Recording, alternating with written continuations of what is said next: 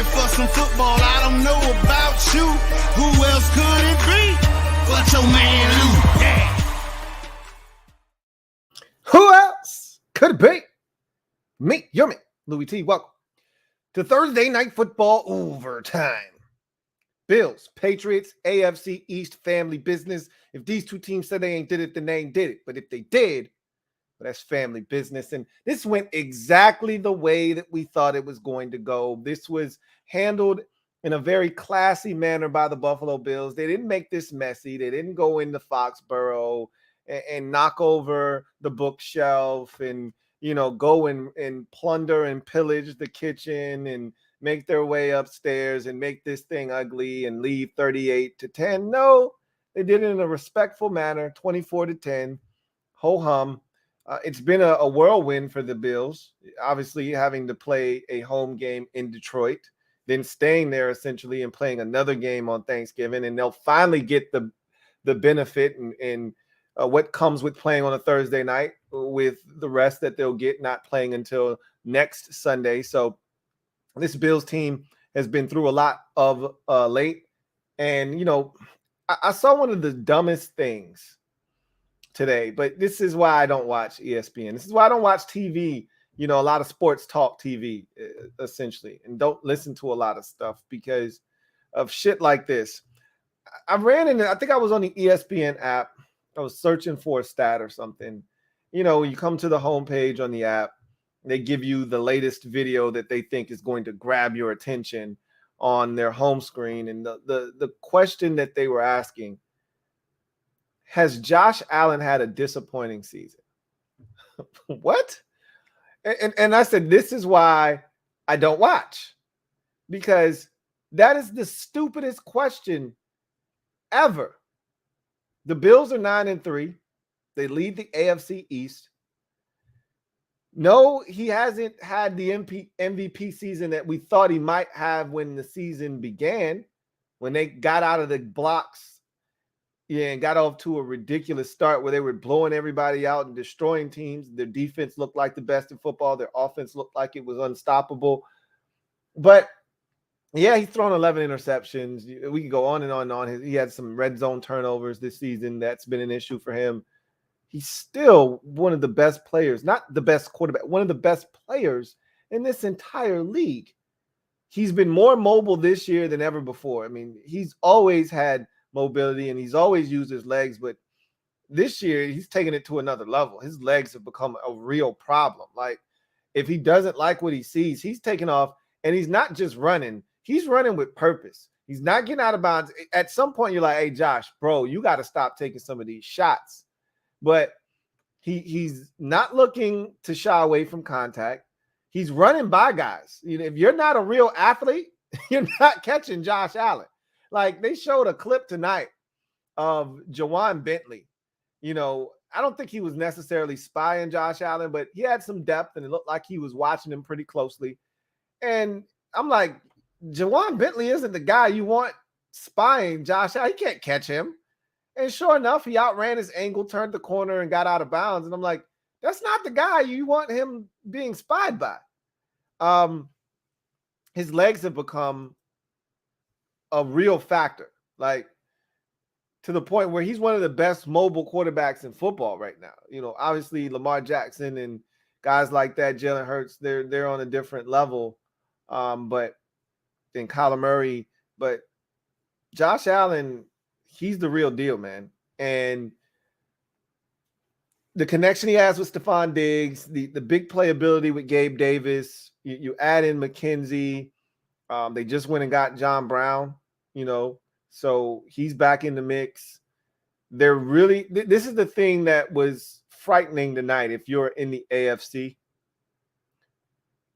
And we saw a little bit of this in the Green Bay game on Sunday Night Football, but really tonight was eye-opening.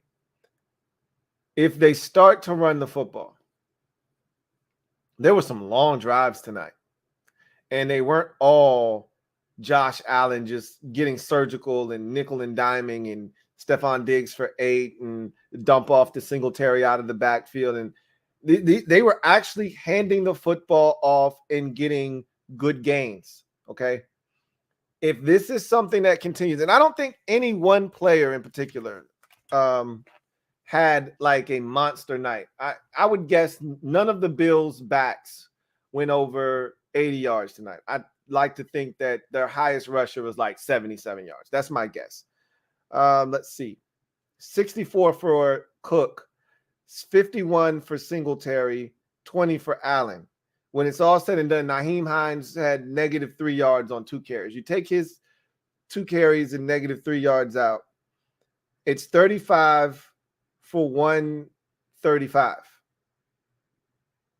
That's right around 4 yards a pop.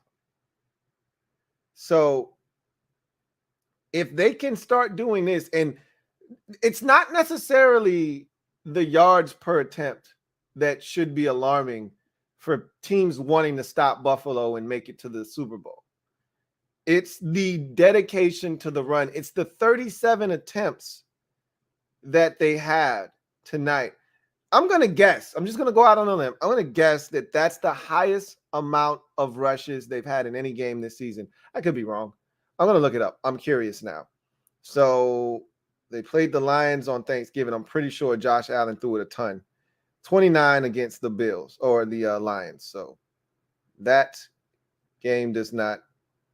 All right, Browns game. I'm thinking Josh had to throw it again a lot in this game. Let's see, 33. We had 37 tonight. All right, so still the leader in the clubhouse. The Vikings game. This might be interesting here.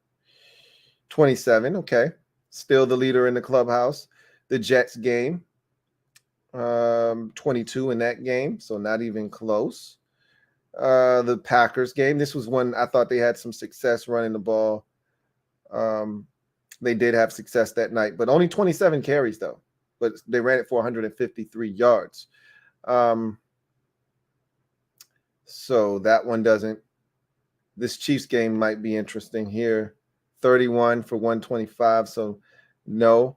Steelers game. This is the one. This is the one because they were beating the shit out of the Steelers and they were trying to get the game over with. This is the one where they probably have more. No, only 18 rushes. What in the hell? That is crazy to me. That is crazy. I thought they would have had a ton more rushes than that. They were up like 31-0 at halftime of that game. Thought they would have had more rushes. Ravens game. This was a wet slop fest. Maybe this is the one. 25 in that game. I feel really good. I feel really good. That Titans game worries me a bit. 23 against the Dolphins in a loss because they beat the shit out of the Titans. So you're running the football in that game.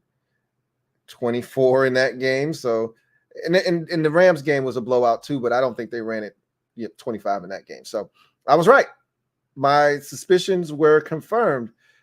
The 37 rush attempts tonight was the most by the Bills all season long. And if you're watching this and you're a fan of an AFC contender, that should worry you. Because to me, one of the biggest problems with Buffalo is the unwillingness to run the football. Remember the start of the game against the Ravens last year in the playoffs? 20 straight passes by Josh Allen to start that game. Remember, that was a game with probably 24-mile-an-hour gusts, wind gusts. The field goal kicking was an issue that night. It was tough to do really anything, and yet they're out there slinging it around the field 20 times straight.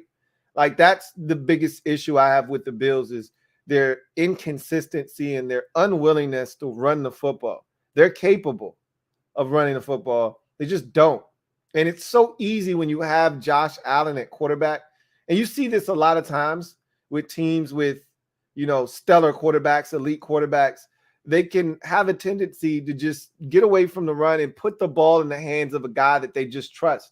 You see it with the Chiefs from time to time with Mahomes where you go, why are you guys running it more? You see it a ton with the Packers, with Aaron Rodgers, where you go, you guys can't be stopped on the ground. Aaron Jones is averaging 7 yards a carry. A.J. Dillon's averaging 5.5, and they've only got a combined 24 carries, and Rodgers is throwing it 42 times. And you're like, what the hell is that about? And it's not like the game's a blowout. They just stopped running it for whatever reason. And we know what the reason is. It's because they've got Aaron Rodgers. It's easy to fall in love with just giving the ball to 12 and saying, hey, make it happen. And sometimes I think the Bills do that with Josh Allen. You just trust that that guy's going to make the right decision with the football. He's going to make a play, and he's going to make us right. So we don't really have to run it. And you get into trouble like that, to me. Sometimes it's better when you are able to be balanced, especially as it gets colder. Like, if you're playing in Buffalo, if Buffalo is going to have a home field advantage and they're hoping to achieve that, get that number 1 seed, get the first round bye, and make the playoffs in the AFC run through Buffalo, if that's the case, you should be trying to take advantage of that cold, frigid weather and those temperatures by having a stout run game that can accompany your all-world quarterback. And I don't think they do that enough, but they did it tonight. And if they can continue to do what they did tonight, again, a lot of times stick-to-itiveness is much more important than the actual effectiveness. Again, they didn't average 4 yards a carry tonight. They averaged 3.5. But that wasn't why it was successful. It was successful because they just kept running it.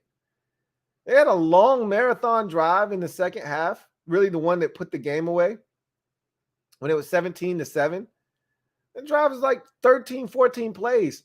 It was a bunch of runs for the most part. You got a couple of Stephon Diggs plays to kickstart the drive, and then they just turned around and handed it off, and handed it off, and handed it off, and handed it off. And finally, it ended up in a touchdown, and I think it was Singletary walks in from like the 1 yard line, and that was all she wrote.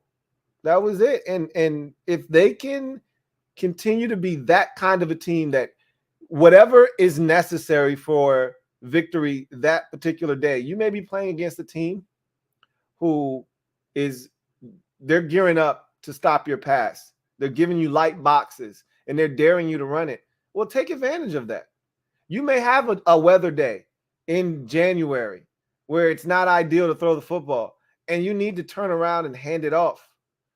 Games like this prepare you for situations like that down the road potentially. So we know Josh Allen can get it done. We know Stephon Diggs can get it done. We know Gabe Davis can get it done. We know Dawson Knox can get it done. We know that this team can be dangerous in the pass game with the weapons that they have. Can they run the football? They showed us tonight that they can. Both backs were very effective tonight, both Singletary and Cook. And they've been waiting for James Cook to arrive, to show himself, to start to be the dynamic player that they thought he could be when they drafted him out of Georgia. He's starting to show himself. I thought he ran the ball very effectively tonight. Showed a lot of good change of direction, quickness, all the things that got them excited when they drafted him. Still think they could utilize him even more so as a receiver out of the backfield. I think that's the thing that separates him. Don't think they're quite taking advantage of that to this point, but there's a lot to be excited about if you're a Bills fan. This 24-10 victory on the surface just looks like a ho-humish type of win, but watching them run the football the way that they did, and, some of the problem with Josh Allen in the red zone and some of the turnovers stems from they throw it too damn much in the red zone. The best red zone offenses are the teams that can run the football when they get down inside the 10-yard line.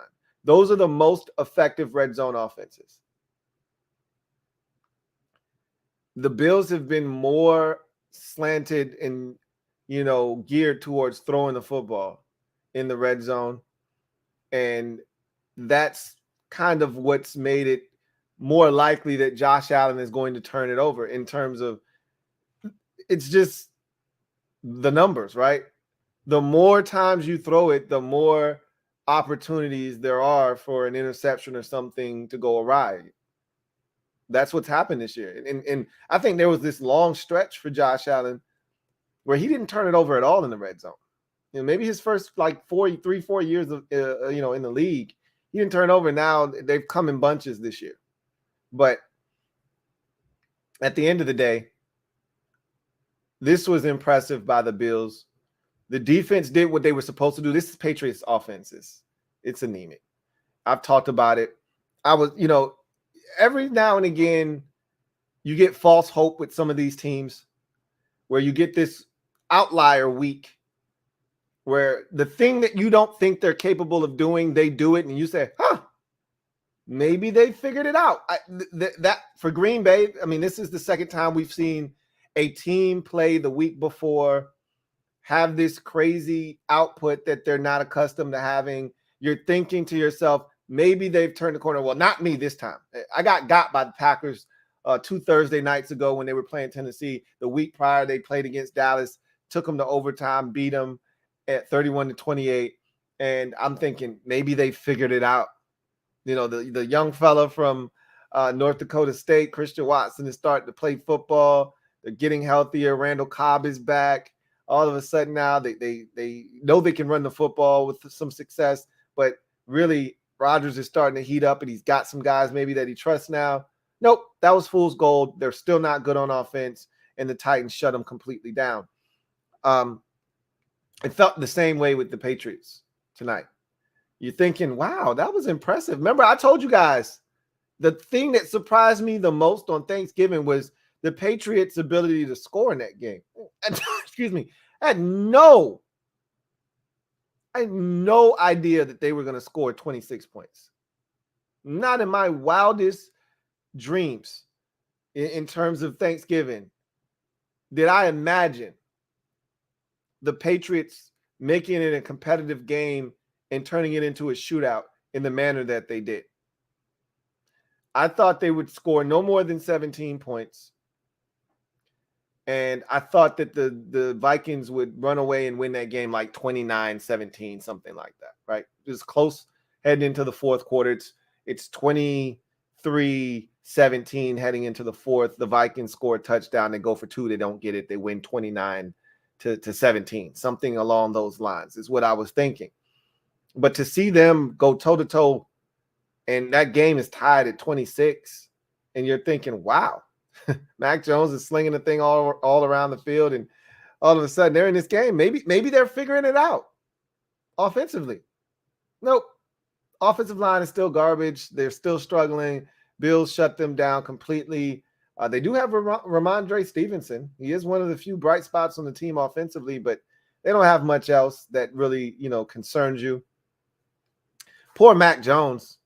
Who? Mac Jones. The miggity Mac. Bow, the miggity Mac.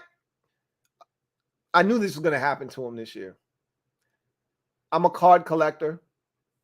And I told anybody that would listen before the season started, you might want to sell all of your Mac Jones cards while the stock is high. Some little kid, like 13 years old, pulled a one-of-one Mac Jones card and sold it for $100,000. Smart man. His parents said, you can keep it if you want. He's like, nah, I'm pretty sure Matt Patricia and Joe Judge are going to destroy him this year. I should probably get rid of it right now. That's a smart kid. Mac Jones doesn't all of a sudden stink, but the play callers most certainly do. They don't have necessarily an alpha. Like, they don't have a number one receiver, but they got a bunch of twos. They got 22 twos out there. Bunch of dudes that could be a number 2 receiver, probably more suited to be a number 3 on a good offense with real weapons. But they got a bunch of serviceable guys, Kendrick Bourne and Jacoby Myers and Devontae Parker. And then the rookie who isn't all that bad in Tyquan Thornton. They've actually got some stuff. I don't know if he played tonight, but Nelson Aguilar, like, they got a bunch, like I said, a bunch of 2s and 3s. No alpha. But they got 2 tight ends that you really like in Hunter Henry and Jonnu Smith. They got stuff. But their offensive line isn't good and their play callers aren't worth a damn. So that's unfortunate. Bills did what they were supposed to do. They shut down that Patriots offense. Allen had a really solid night. Nothing extraordinary except for that jump pass touchdown, which was pretty damn dope. First, to stiff arm the linebacker and tell him, hey, man, chill out. Stop playing.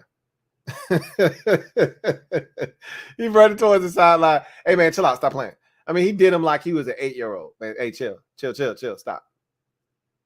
Jumped up in the air and fired a touchdown. And the crazy part about that is the Patriots players, like, that's a dangerous throw. That's not a good decision by Josh Allen. Like, that would have been picked off had those Patriot defenders not quit on the play.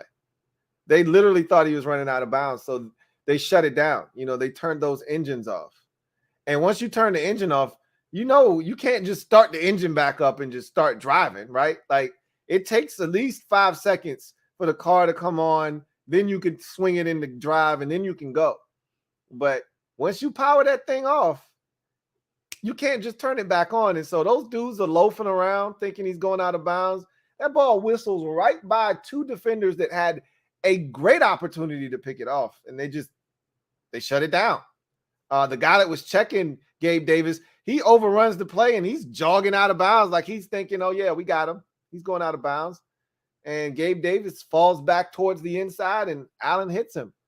And don't try this at home. If you're one of the other 31 starting quarterbacks in the league, don't do that shit. Okay.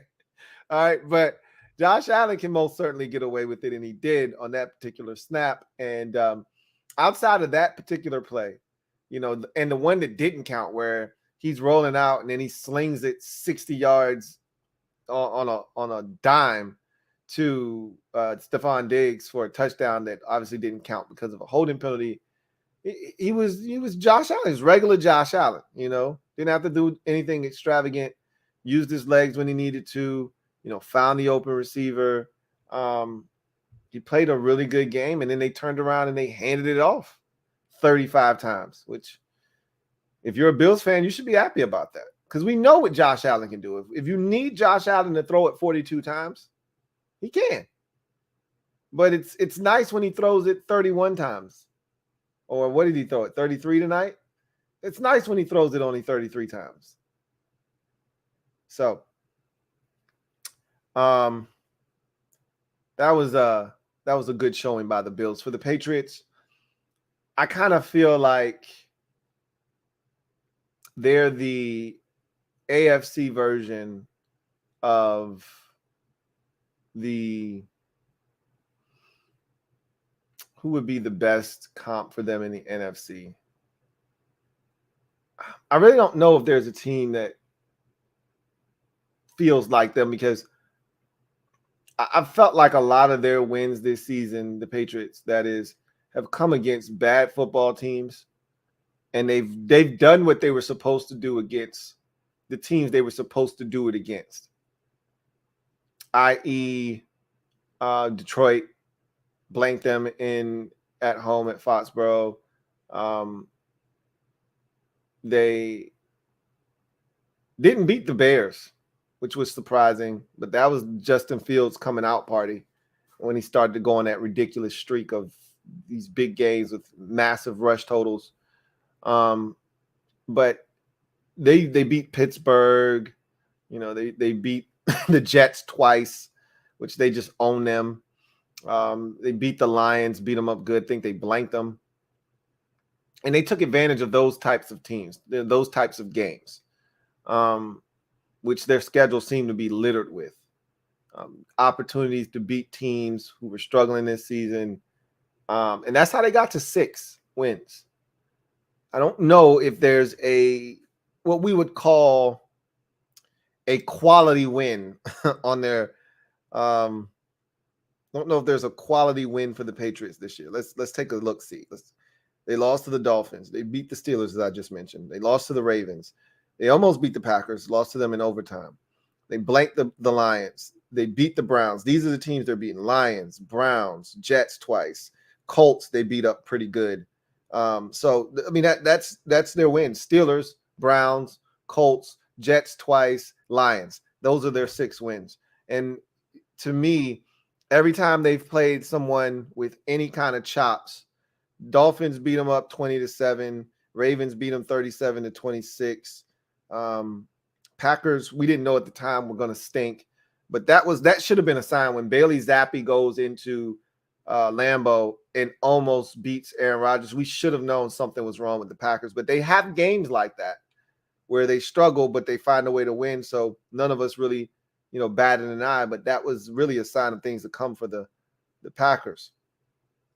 The Bears beat them up pretty good, 33-14. That was a Monday night game that we watched. Pretty surprising outcome, to be honest with you. And the Vikings, 33-26 on Thanksgiving. So anytime they played a team with any kind of chops, they got beat up pretty good, And so I'm not surprised by tonight's outcome. I don't expect them to beat this Buffalo team, nor the Dolphins at any point this season. They're going to be swept by both of those teams. The only 2 wins I think they'll have in the division are going to be against the Jets, which they've already swept them. And this is who the Patriots are. I was sitting down thinking to myself tonight, what a difference Tom Brady makes. And I know that's a dumb statement, right? Duh. But what a difference Brady makes. Once upon a time, these Bills, they could only pray and hope they could beat the Patriots. Just be competitive. Don't get blown out. And then there would be games where they would be right there, but they couldn't find a way to get it done. And Brady and the Patriots would always prevail. What a difference a quarterback makes. I mean, even Josh McDaniels, if he's still there, what a difference he makes to this offense. But clearly, they miss him and they miss Tom Brady. But neither are coming back, or maybe McDaniels will be back in 2 or 3 years. But that's what seems to happen with all these Patriots coaches that go get jobs, they get fired, and they go back to New England. So maybe he'll be back in 2 or 3 years like he did the last time he got fired when he, was the Denver Broncos head coach. But Belichick, I wonder how many more years he's got left, because he's never winning another Super Bowl. I said never. He's not winning another chip. Not with all these young guns at quarterback in the AFC, not with Allen and Mahomes and Herbert and Burrow and now Deshaun Watson coming back, and not with all these guys in the AFC. He's not. And all of them are young. Not a single one of those dudes is over the age of 26. How old is Mahomes? He might be the oldest of the group. And I think Mahomes is probably still like 25. No, he can't be 25. I'm going to say Mahomes is 26. I don't think any of those dudes is over the age of 26. Patrick Mahomes would probably be the oldest. Him and Watson were in that 2017 draft. So they'll be the oldest. That's not a good barometer, because they could have come out early and somebody could have been drafted later and stayed at school for 4 years. So like Kenny Pickett just came in the league. I think he's 24 years old already. So like that's not fair. I can't use that as my way to determine how old somebody is. He's 27. He'll be the oldest. I'm going to guess he'll be the oldest of all these quarterbacks. Let's check on the age of Deshaun Watson. I know he was 25 when he got suspended. So either he's 25 or about to turn 26, or he's 26 already. Deshaun Watson is 27. So I was off on that as well. So those two came in the same draft. They're both 27 years old. I don't think any of the other quarterbacks are older than them. Let's just look up Josh. Josh Allen was in that next draft in 2018. Just look his age up. He might have stayed in school just a wee bit longer at Wyoming. He's 26. So they're right in that range. 27 is the oldest. Those guys aren't going anywhere anytime soon. 27, 26, 25. They're all in that same pocket. Belichick's not winning another chip. My question now is he going to turn this thing over to his son, who looks like he's straight out of typecast in the 1980s? He looks like he's straight out of a 1980s sitcom. His son does. Are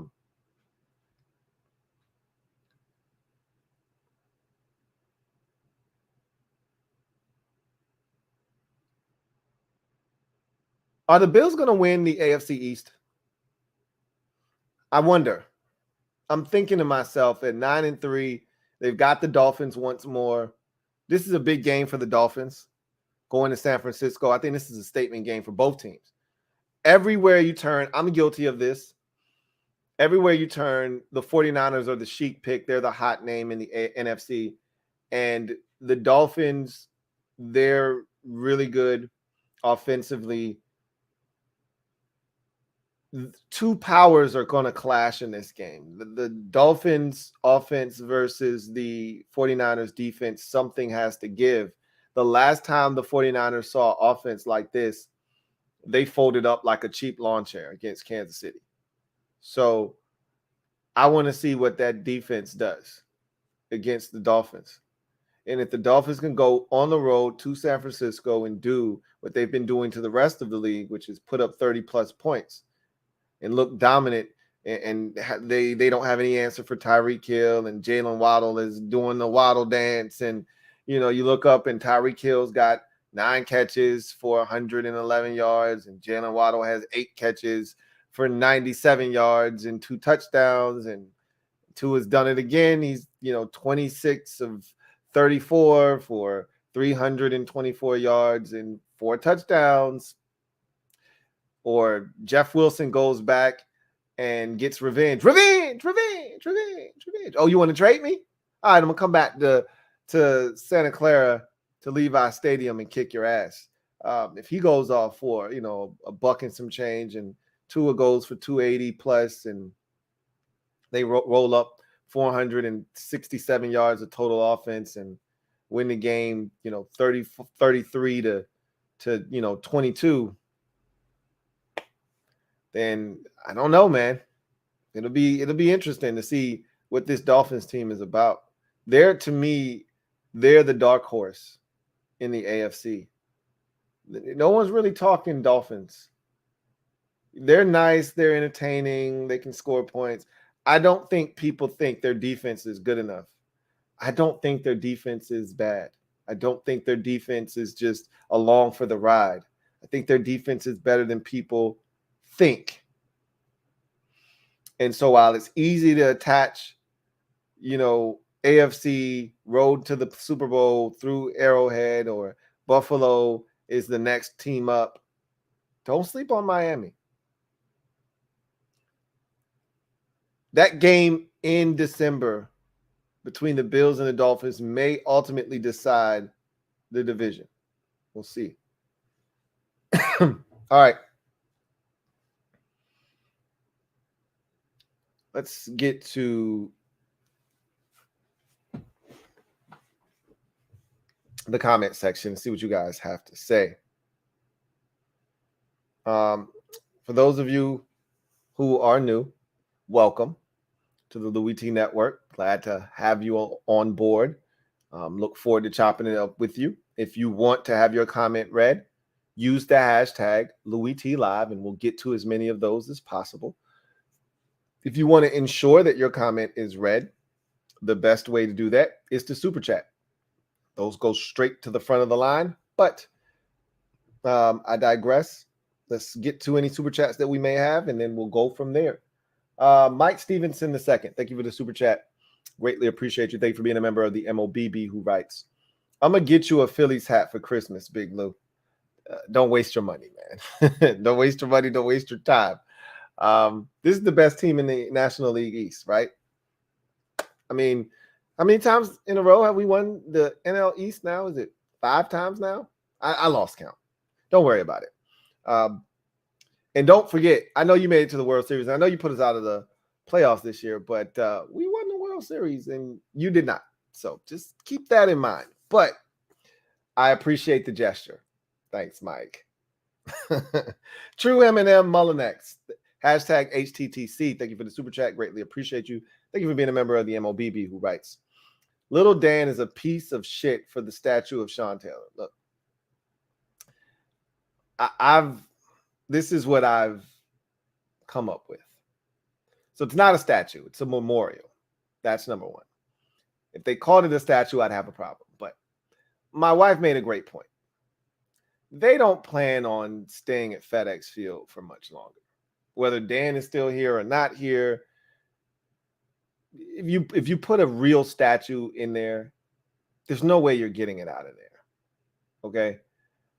When you build a statue for someone, it's supposed to stay wherever you put it. So I'd imagine if the next ownership group, or, if it's Dan, pray to God it's not him, but when we get the new stadium built, if you really, truly want to honor Sean Taylor, you build him a statue outside of the stadium. And I've already told you what that statue should be. The play where he's diving into the end zone is an iconic photo. All Washington fans remember that. That's probably the most vivid memory we have of Sean Taylor, is that epic dive into the end zone on the scoop and score late in December as we clinch a playoff spot by beating the Philadelphia Eagles. He's diving into the end zone. That was one of my first logos for this channel, was a picture, a silhouette of Sean diving into the end zone. It's iconic. That should be the statue, right? That's what I would do, at least. But anyway, I don't have a problem with this. To me, it's not enough, but if you want to do something, they did something. It feels like nothing, but they did something.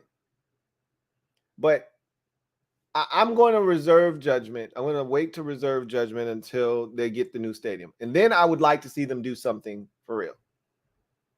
Anyway, I digress. John Singletary. Thank you. I said John Singletary. John Livingston, my guy, JL Smooth. Thank you for the super chat. Greatly appreciate you. Thank you for being a member of the MOBB, who writes, like Singletary, but Cook really stood out tonight. He absolutely did. He looked the best I think I've seen him look all season long. He looked decisive. He looked sure of himself. Early James Cook looked shook.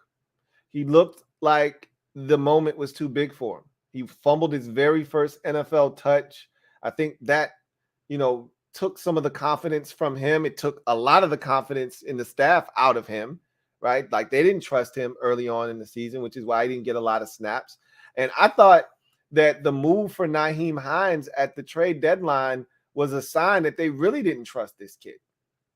But to my surprise, they went and traded for Nyheim Hines, and Hines hasn't been a factor really at all, and Cook's role has expanded.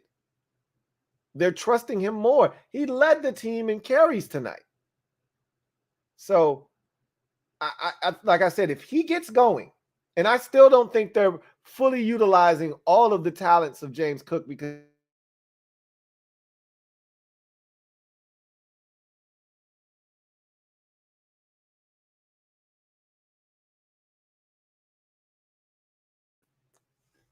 so we'll see what happens. I thought he stood out tonight as well.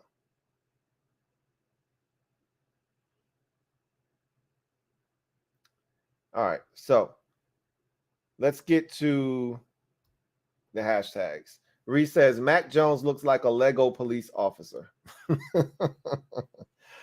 He also says, Josh Allen looks like he tried to impress the hottest girl in school by becoming a quarterback, but she still didn't like it, and that has fueled him to be great.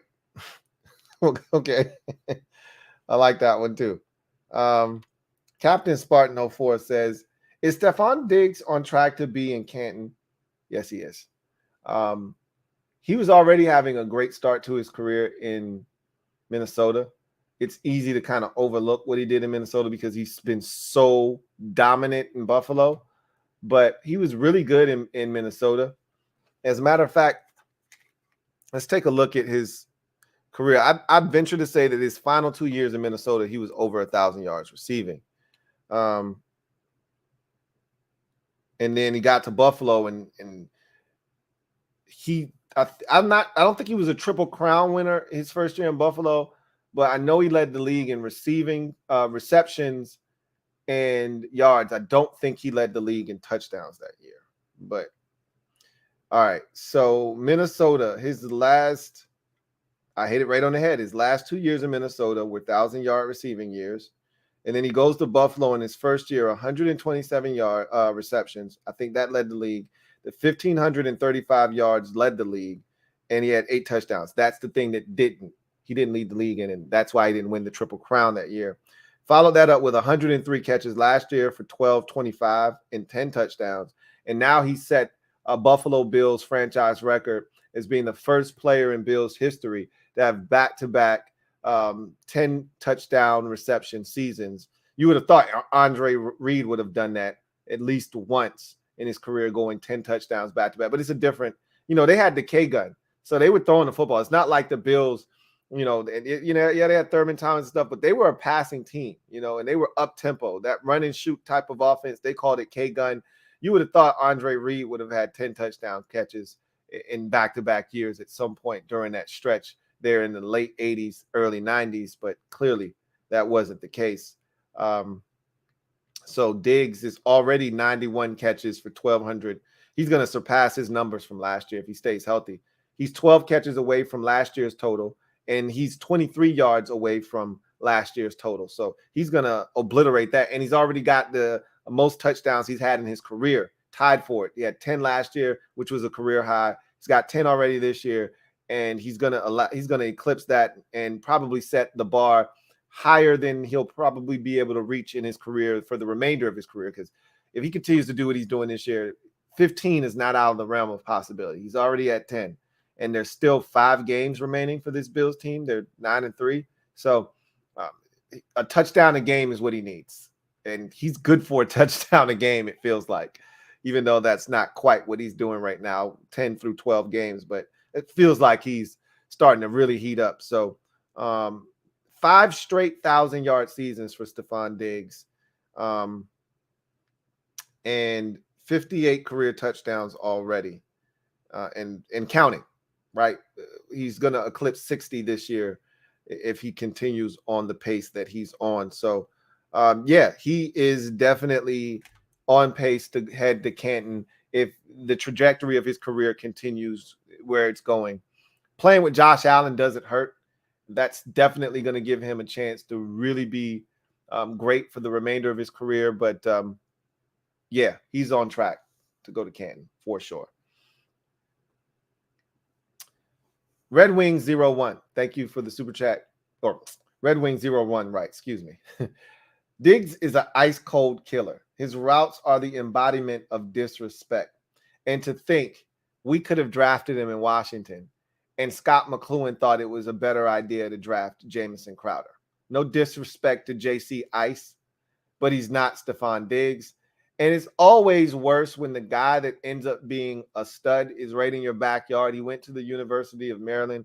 How did you miss on that? It's not like Stephon Diggs was a first or a second round pick. If I'm not mistaken, Stephon Diggs was a 5th round pick. And let me just make sure. I don't want to disrespect him in that manner, but I kind of feel like he was a 5th round pick. 5th round pick, because JC Ice was a 4th round pick. And I remember very vividly wanting Washington to take Stephon Diggs in the 4th round when they took Jamison Crowder, and was disappointed when they didn't take him. I like Crowder, and Crowder did some good things, but he's not Stephon Diggs. We quickly found that out when we saw how good he was in Minnesota, and a lot of fans were not happy about that, me being one of them. So he's nasty, man. He's nasty. Reese says, Bill Belichick ain't shit without Brady. Proof is in the pudding. I mean, look, understand that those two are tied at the hip. Now, Brady was able to move on and win a Super Bowl, and that, it was almost like Kobe winning a chip without Shaq, right? Like, you needed that validation. It's much harder for a coach to win a championship without the player than it is the player to win without a coach, because if you're super talented and you've got talent around you, you can win anywhere, which Brady has proven that. Peyton Manning proved that. Like, you can pick up your things and go elsewhere and still get it done if you're that dude. Whereas a coach needs that player to get it done on the field. You can be a great coach, but you got to have great players to win in this particular sport. Really in any sport, but this one in particular. So Belichick isn't winning anything else. You know, he didn't have the horses. And Belichick's a really good coach. Don't get it twisted. And the success, we've had this conversation, and everybody's had this one ad nauseum. I don't really want to go down that road, but it was a joint effort in New England. It was Belichick's ability to get all the players to buy in, all right, to make everyone understand that this is how we do things in New England, to set the tone. And then Brady being Brady was what brought it all together and made it work. Red Wing 01 writes, that Bills defense just keeps rolling. Don't matter how many injuries they got, but Mac and Cheese couldn't stop overthrowing dudes. He was under duress, man. Like, Mac Jones was not comfortable tonight. I saw Mac Jones run more tonight than I think I did in his entire collegiate career while he was at Alabama.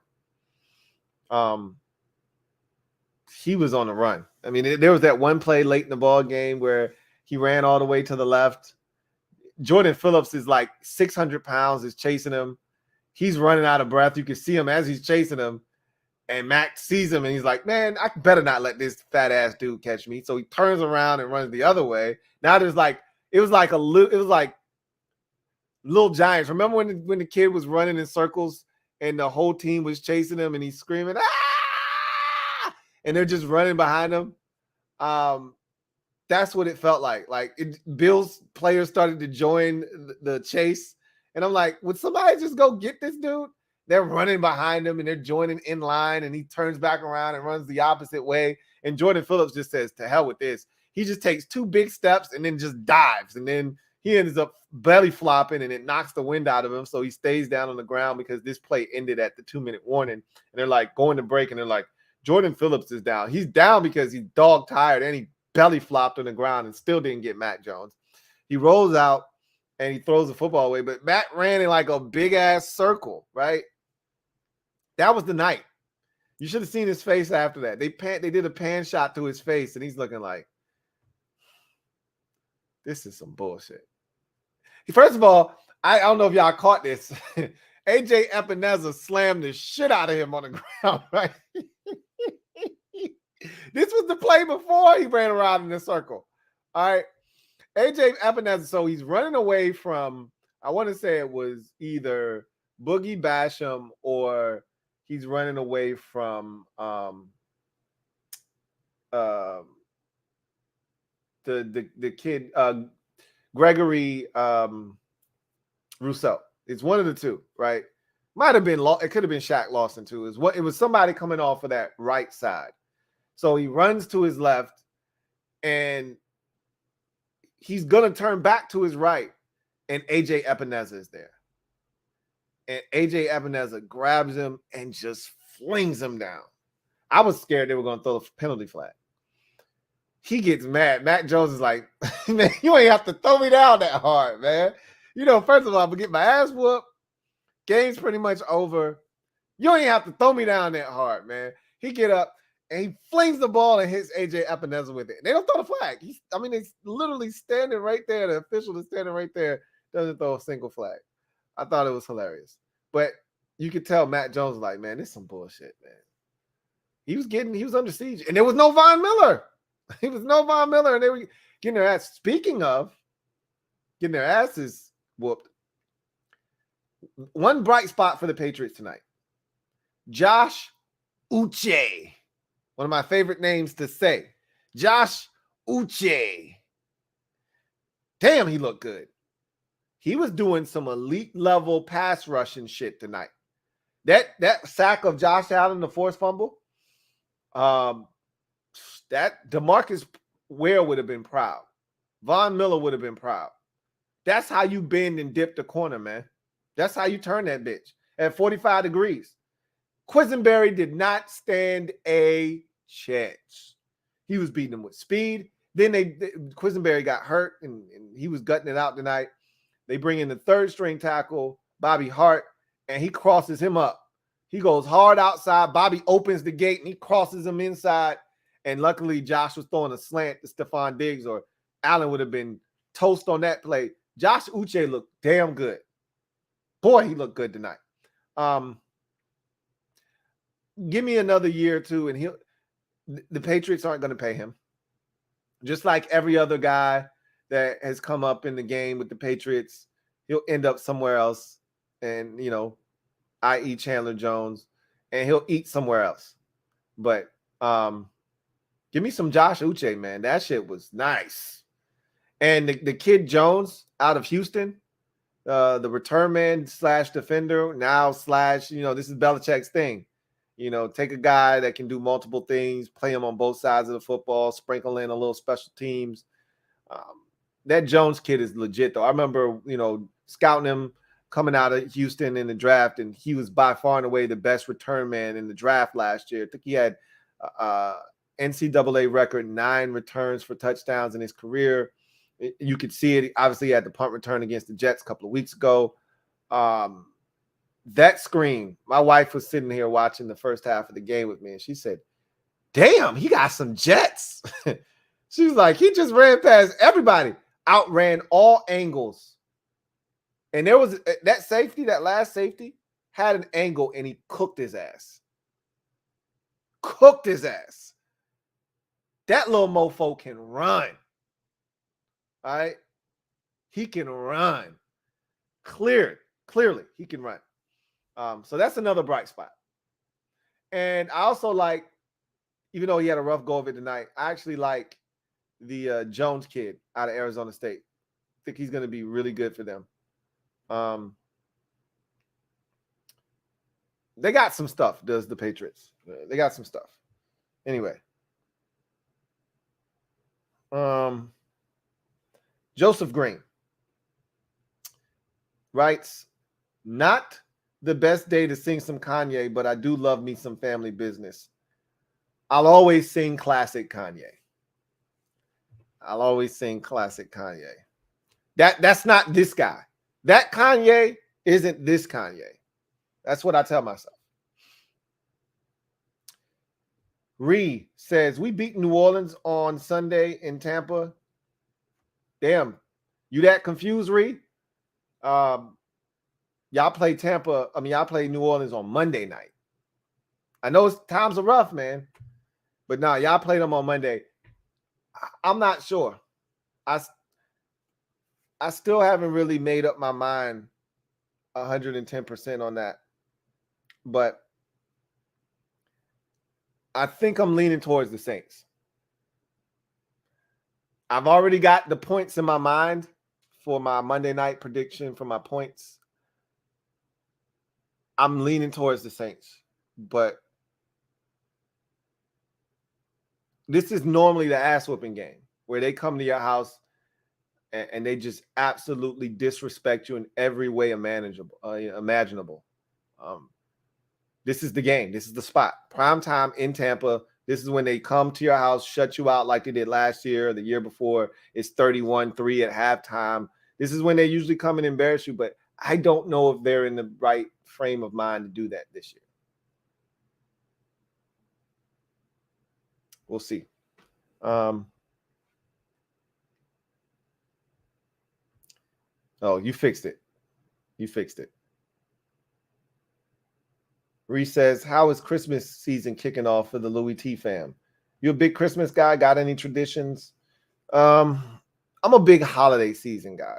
Thanksgiving and the combination of Halloween, which isn't really, a holiday for me, but Halloween is to me the signal that my favorite time of the year is really about to kick off, because it's right before Thanksgiving that I'm really in my most vibrant mood in terms of just being happy, because I know Thanksgiving is on the horizon, and then Christmas is not too far thereafter, and New Year's, and just thanking the Lord that he allowed me and my family members and the ones I love to see another 365. Can't be really more happy than and grateful than that, right? For anything but that. But Christmas, my favorite thing about Christmas is the music. I kill any and everyone that is within a 5-block radius of me with my Christmas music. I don't play it until I put the Christmas tree up, though. That's my rule. But once I put it up, I ain't listening to shit else but Christmas music for the entire month of December. And my wife is like, bro, please, damn, you killing me. I don't care. So my favorite thing is listening to Christmas music. The tradition that we do have is we go to Georgia for Christmas, and we spend it with my wife's family because we do the Christmas thing with my family or the Thanksgiving thing with my family. So in return, we spend Christmas with her family down in Georgia. So that's one of the traditions that we do have. True Eminem Mullinex, or that's a super chat. We already read that.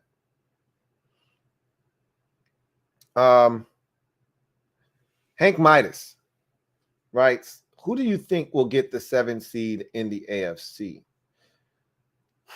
I don't know why. I'm a glutton for punishment.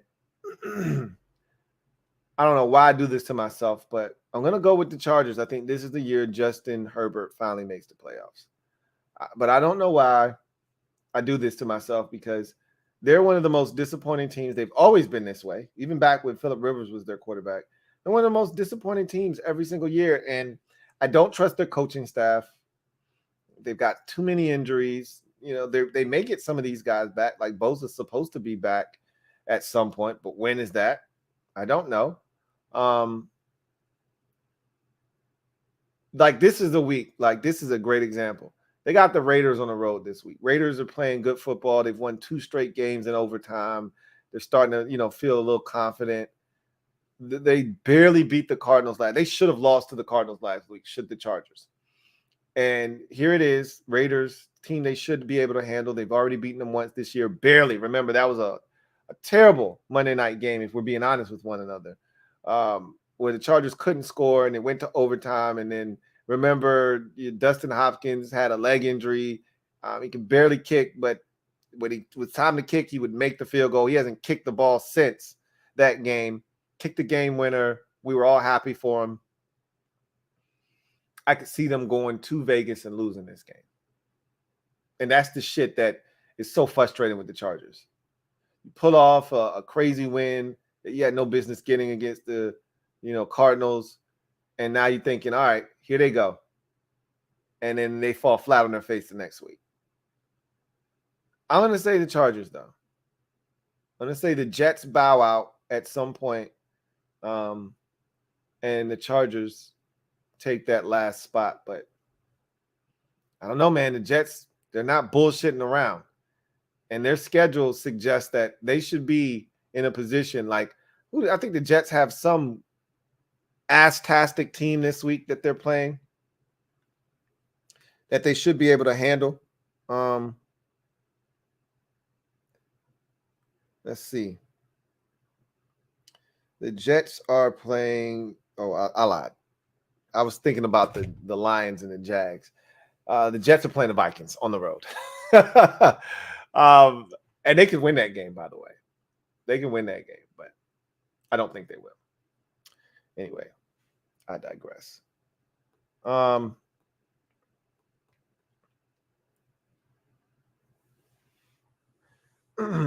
another super chat.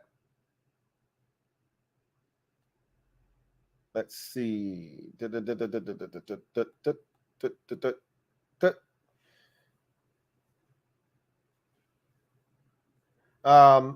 Eminem Mullinex. Hashtag HTTC. Double up. Thank you for doubling up. Greatly appreciate you. Who writes, Mac Rosenbagger, run, Forrest, run. LOL.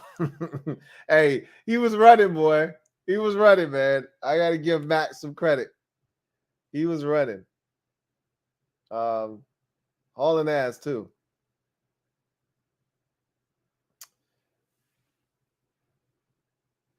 John Livingston, thank you for the super chat. Greatly appreciate you. My guy, J.L. Smooth. Right. I never saw McDermott cussing anyone out like that before. Curious to know what he did. I hope everything is good. We can't afford to lose him now. That is so trash, Luck. I mean, super duper trash. I'm gonna tell you, man. You slipping, man. You falling. You can't get up. Hey, Luck, you slipping. You falling. You can't get up. Hey, yo, you slipping. You falling. You got to get up. Get back on your feet so you could tear shit up. I don't know what you were trying to do right there, but it's getting worse and worse and worse. All right. I don't even know if JL Smooth even still has that thumbnail. That's number one. Number two, JL Smooth, if he was talking to me, he wouldn't leave it with this ambiguous statement. He would just tell me, right, what is going on. And we would talk about it. He wouldn't just leave an open-ended, comment. Oh, man, we can't afford to lose this guy now. Yeah, right. Get out of here, Luck. Get out of here. Anyway, I digress. Vincent Cole, thank you for the super chat. Greatly appreciate you. My guy, Vincent Cole, thank you for being a member of the MOBB, who writes, Lou, you think we're near the end of Tyler Lockett? Do we need more receivers for the Seahawks? I mean, a better defense is definitely the priority. I don't think you're near the end of Tyler Lockett. He's still a damn good receiver. But I can tell you what has been frustrating for you is that D. Eskridge hasn't given you anything in 2 years. You had one draft pick last year. One. And it was D. Eskridge. That was it. I've never seen anything like it. The Seahawks had one singular draft selection in the 2021 NFL draft. One pick. And it was D. Eskridge. And they haven't really gotten anything out of him. Now, injuries, I think, claimed his first season.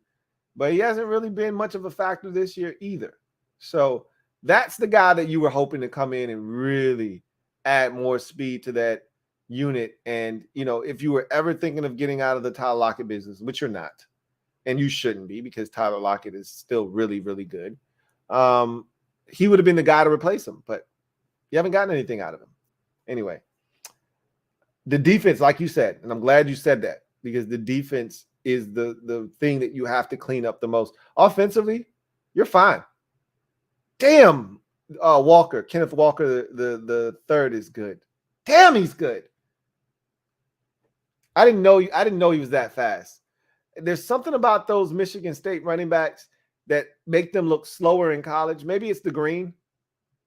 They get to the NFL and they're so much faster. Le'Veon Bell wasn't like a burner or anything, but he looked really slow. And I think he was much heavier at Michigan State. And then he cut weight like his second year in the league and he became spry. But Kenneth Walker, yeah, he looked fast, but I was questioning, is that Big Ten speed? Are you really that fast? No, he's really fast. That acceleration might be one of the best in the NFL. That's saying something. Some dudes with some serious acceleration in this league.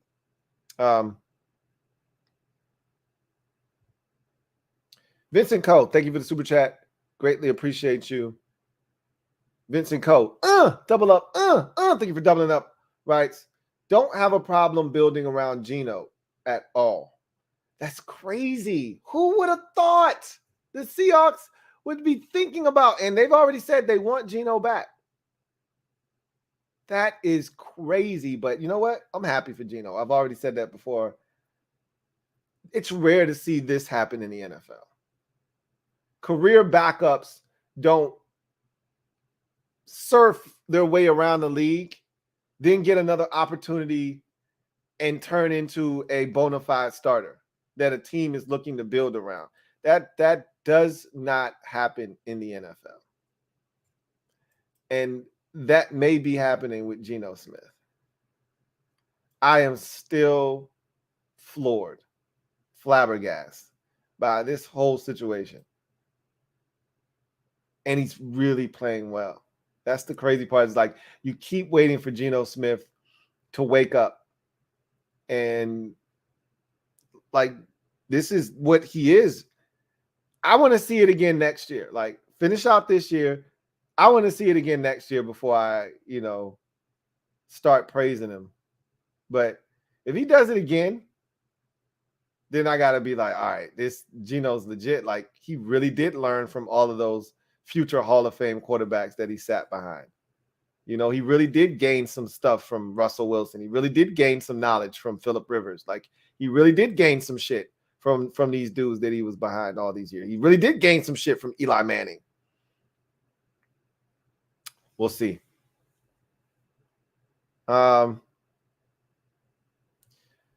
Spanking Midget Cheeks 3 weeks. Thank you for the super chat. Greatly appreciate you. Thank you for being a member of the MOBB, who writes 6-42.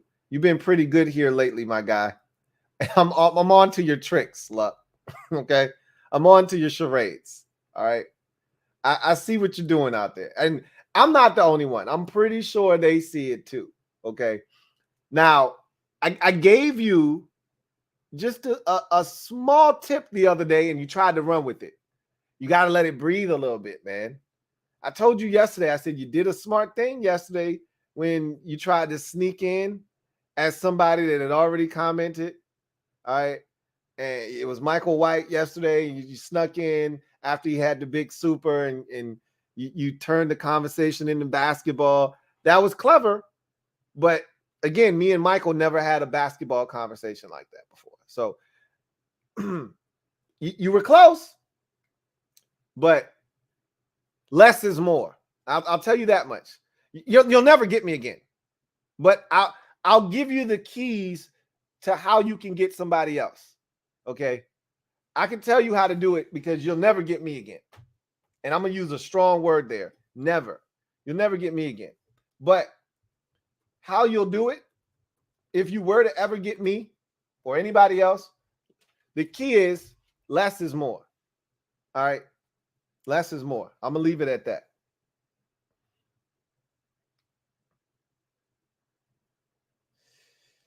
Vincent Coe, thank you for the super chat. Great.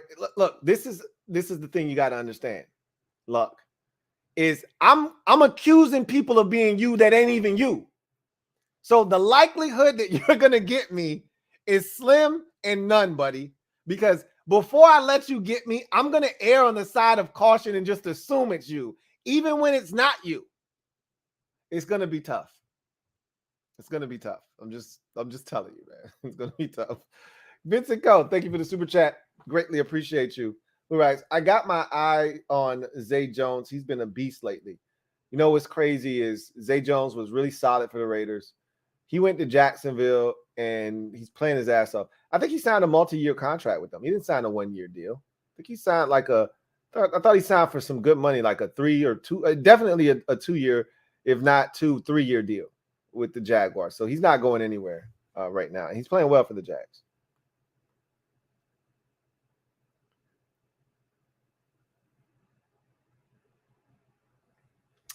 DC Fan 88, thank you for the super chat. Greatly appreciate you. Thank you for being a member of the MOBB, who writes, Sup, Lou? Sup, DC Fan 88. I think we should split with the Giants. We should go as the 7 seed. I'd rather go to Minnesota, and if we win, go to Philly. Thanks for all you do. Obviously, the path to what we want to do is better through the 7 seed, but I'm not conceding anything. See, DC Fan 88, here's the mistake that you just made. You just assumed that we're good enough to, split with the Giants and all of a sudden we're still good. Like, we're not 9-3 right now. We're 7-5. We can't afford to split nothing with nobody. We got to win every single game that we can. Seattle's not going to just let up. They're not going to just take their foot off the gas. The Giants aren't just going to go away and just fade to black. Like, these teams are fighting for their proverbial playoff lives here, okay? Someone's going to be left without a chair in this game of playoff musical chairs. When the music stops, somebody's going to be looking to sit their ass down and there'll be no chairs left. I just don't want it to be us. So we're not in a position to be picking which seed we want to be. If we get in and we win a bunch of games and we end up as the 5 seed, so be it. We'll be heading to Tampa, okay? If we win a bunch of games, but Dallas wins a bunch of games too, I already told you they've got the rest of their schedule is essentially the AFC South. So they should be stockpiling some victories here over the next month. But if we can't catch them, but we end up being a 6 seed because we play such good ball down the stretch, so be it. Off to Minnesota or excuse me, off to San Francisco we go. If it's San Francisco, if it's not Seattle, whatever the case may be, I'm not afraid of nobody. Now, we'll get a taste of San Francisco and we'll see how we stack up with them. I imagine that we'll stack up with them pretty well. I think that they do what we do better than we do it. But I think we'll be able to hang tough with them. So I understand what you're saying. I want the 7 seed personally myself if I had a chance to choose. But we don't have the ability to call our shot. All we can do is win as many games as we possibly can and hope that it's enough. And wherever that lands us when the dust settles and the smoke clears, we'll play whomever that lines us up with on the bracket. And if that's San Francisco, so be it. If that's Tampa Bay, so be it. If it's Minnesota, great.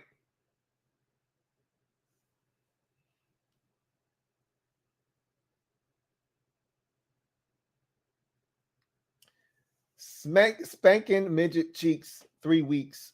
Double up. Thank you for doubling up. Greatly appreciate you. Who writes, remember what happened the last time you used all caps? You're right. I probably shouldn't have done that.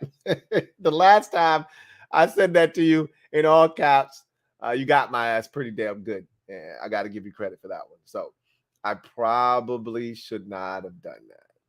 Not good juju that I just put into the atmosphere, but I feel confident in my abilities now. You've gotten me enough times to where I'm on the highest of high alerts, bro. It's going to be tough. If you get me, it's going to be some intricate, elaborate scheme that you put in tons and tons of work into. Like it would, I can't tell you that. I can't give you the keys to the game to how to get me. I almost gave you a little too much right there.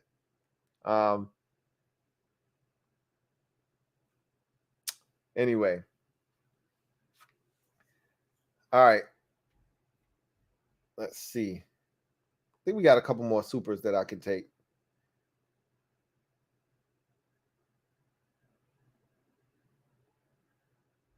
Reese says, Josh Allen said, excuse me, bitch, on that stiff arm. He did. It was real sunnish. I mean, he really sunned him. Like, hey, bro, chill out, man. Stop playing. Watch out, man. It was nasty.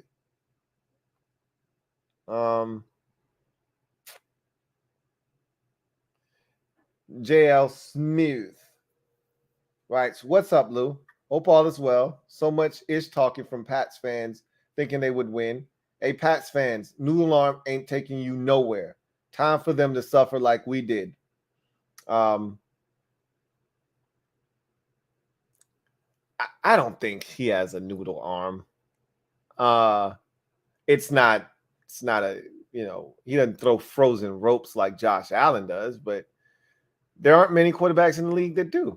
I think Matt can get it at wherever it needs to go. I mean, Tua doesn't have the biggest arm in the world, and you see what he's doing. It's more about play calling in New England than anything else. They're just not very good at it. But you're right. It's time for them to feel what everybody else felt for 2 decades when they were reigning, their reign of terror, taking over not just the AFC East, not just the AFC conference, but the entire league. It's time for them to feel what it's like to not be on top. I will say Belichick is doing an admirable job with what I can't say what he's been given because he's the GM. He went out and got all of these damn players. That first year without Brady, they sucked ass. And he said, that shit won't happen again on my watch. He went out and spent copious amounts of money. And he went and assembled this roster. He went out and got Jonnu Smith. He went out and signed Hunter Henry. He went out and got, Bourne. He went out and got Nelson Aguilar. He went out and they just traded this offseason for Devontae Parker. Like, he went out and did all of that shit. He was aggressive. He went and traded for Trent Brown again and brought him back to New England. He did all of that. So this is his team. This is his roster. This is what he wanted to build. So I think he's done a solid job with what he's got, but it ain't good enough.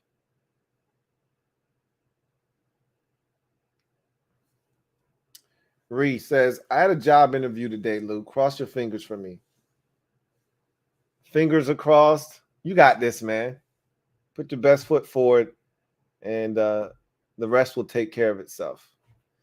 JL Smooth writes, Dolphins are overrated. Check the box score of the first game versus the Bills. We had this conversation already. You guys dominated that game 6 ways to Sunday. I remember it very vividly. Super hot day, a lot of cramping. You guys had almost 500 yards of total offense to their like 230, and it was the turnovers. It was the inability to score in the red zone, all the shit that we talked about. One of your turnovers, like 2 plays later, directly led to a touchdown. Like, you literally gave that game away. He said they used the Miami Heat to their advantage. Hopefully we get a really, really cold, windy day. They did. I remember that game very vividly, and I remember us talking about it after that game, how, that heat was a factor in the loss.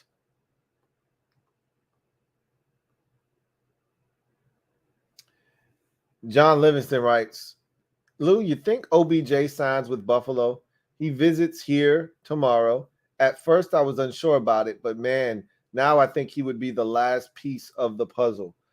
I don't think he does sign with the Bills. I don't know. Von Miller is a great recruiting tool for you guys. Having played with him last year and winning a Super Bowl with him last year in LA with the Rams, I think that does go a long way. But I think Odell wants to be – I really think if he had, like, if they were in a better situation, I think he would go back to the Giants. I don't think he ever really wanted to leave New York. Like, that was the perfect place for him, Big Apple, massive media market, all the exposure you could ask for, all the endorsement deals, all the different things that come along with being on that big stage. He was made for that. And I don't think he ever really wanted to leave, but they traded him. It's not like he left. They traded him. I think he would like to go back there, but I don't think this is a good situation for him. I think he's going to end up going to either your team or Dallas. I won't rule out Buffalo or I won't rule out the Giants, but I just think they're trending. If they had continued, and look, who's to say they could win? They need receiver help badly in New York. He'd be the perfect antidote for them.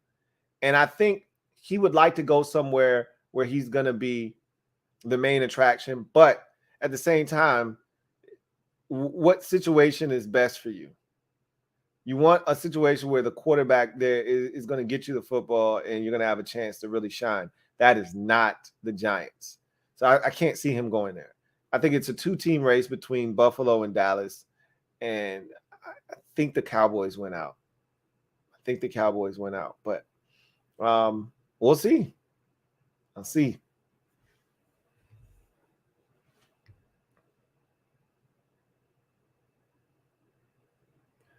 John Livingston says, and 14 had one taken away by that holding penalty. What a throw that was, by the way. That's the one I was talking about. That 60-yard touchdown would have been that was a thing of beauty. I mean, are you kidding me? Josh Allen talked about that one earlier. Those were the 2 throws of the night, right? The deep ball on the run to his right, flings it, touchdown. Dropped it out of the sky. And then the jump pass touchdown, when he stiff-armed the linebacker and threw the touchdown pass. Those were the 2 throws of the night.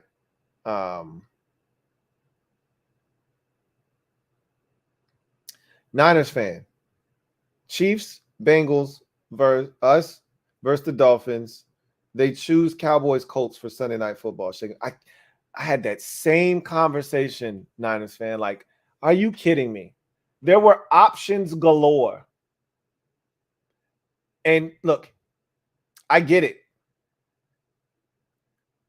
CBS wasn't giving up Bengals Chiefs. You weren't going to take that from them. You weren't getting it from them. So I understand that. You were going to have to pry that from their dead cold hands. But Fox wasn't protecting Dolphins Niners. That game isn't even 425. It's not America's game of the week. That distinction goes to CBS this week. That's the Chiefs and Bengals game. That's a 405 game, that Dolphins 49ers game. Man, if you don't take that game and flex that shit to Sunday night, who wants to see Colts Cowboys? But you know what that is. That's all about Dallas and the attraction and the draw that they are by themselves. That's what that is. Because they should have got them the hell up out of there. That's bullshit. It's not like this week didn't have any juicy games that they could have slid into that, Sunday night slot.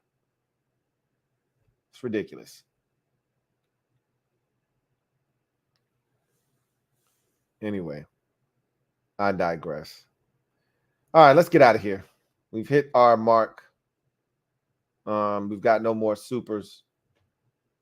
And so that's going to do it for me, your man, Louie T. I thank you guys for joining me here on Thursday Night Football Overtime. Bills cruise tonight.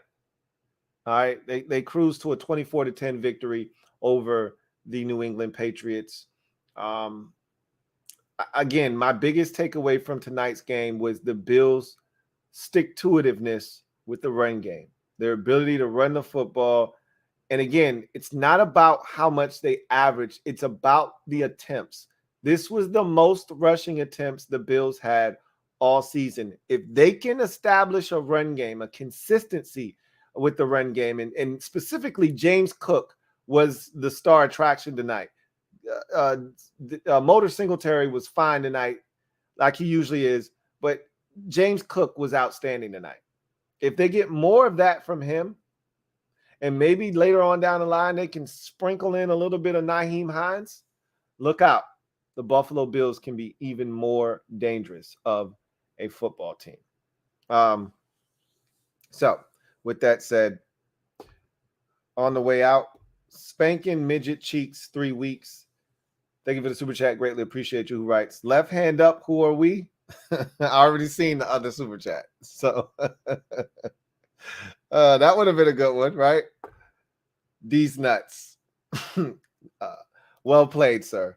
Well played. Anyway, I digress.